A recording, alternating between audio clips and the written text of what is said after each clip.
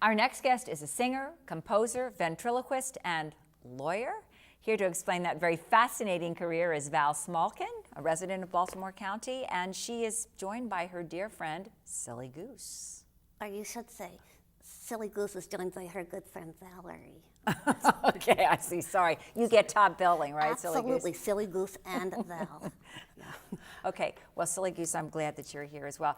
Val, what a fabulous and interesting and fun-filled career you've had. Can you give us just a little bit about how this all started? Because you did not start with the intention of being a ventriloquist. No, I started with the intention of being a lawyer. Okay. And so I was in law school. Actually, I started with the intention of being a musician. A singer, That's jazz right. singer, right? Right. Finished Goucher College with a degree in philosophy, very useful.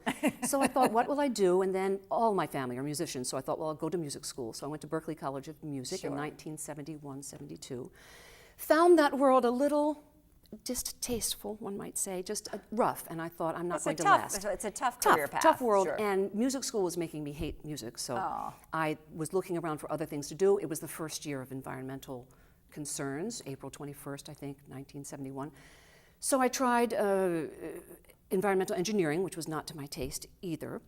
And then my sister one day said, well, why don't you try, on the phone, why don't you try environmental law? And I went, okay. Well, you're so that easy, Val. Yes. I'm the youngest of 6 children. I go along with anybody, which is one of the problems in my lifetime. But so I went to law school, and I loved it, and practiced law, and then met my husband, and had a baby, and then thought, well, I'm going to take care of the children, and then I found children's music, which had everything I love about music and none of the pitfalls. Children do not smoke, they do not drink, they don't stay up late. Yeah. They are very, very sweet. So yes, it's really. Great. Music speaks to people of all ages too, but particularly kids. I think it has a special magic to it. Absolutely.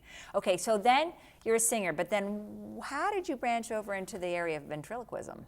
Into the area of what? Here, tell you what, I'm going to put you down for a minute because you... No, shh, just be quiet. She'll go to sleep. She won't hear it. We don't use the puppet word around her. We're talking about it. So I was at an event. It was at a country club, and there were 600 children in a very small room, and 2 children in front started to fight with each other. At that time, I was with Pam Miner of Val and Pam Kindersingers. Yes. And we sang and did songs. 2 children start a fist fight.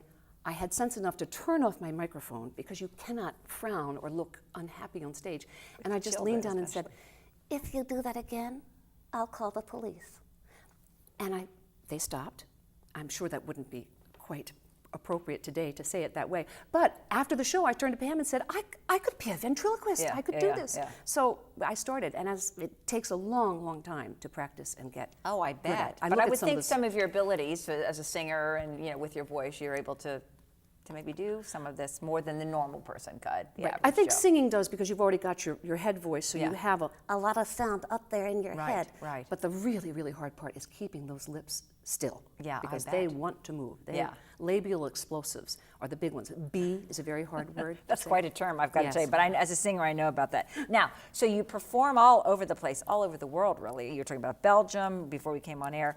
But in your spare time, you have managed now to then do recordings. You have an award-winning book called Springtime Dance, right? Yes. There you can see the gold award right on there. See that? Ta-da! Moonbeam Children's Book Award, gold medal. Tell me a little bit about all these ventures as well. Well, actually it starts in law school. When I went to law school and took the Uniform Commercial Code and learned the word widgets, that you make widgets. They always use widgets as the word for what you produce and sell. And I thought, I want to make widgets, which could be anything. And when I came to music, then here are my widgets. I have my CDs and my books and that I can sell, and each one gets better. And even a study guide, which is fantastic. So, so for kids and for teachers, for preschool teachers, each song it comes with the lyrics. This particular one, Love Bug, which is being released in October, has the sheet music and lesson plans. Okay, terrific. So that's all that. And then because Silly Goose is quiet, I know that you have other friends that you also do, and those are quickly. Those are Rufus the Reluctant Dragon. I'm too shy. And there's Magdalena. Hello, and finally, that was Magdalena. Okay, Katarina. Hello, my darling. Can you come home? I come to see you.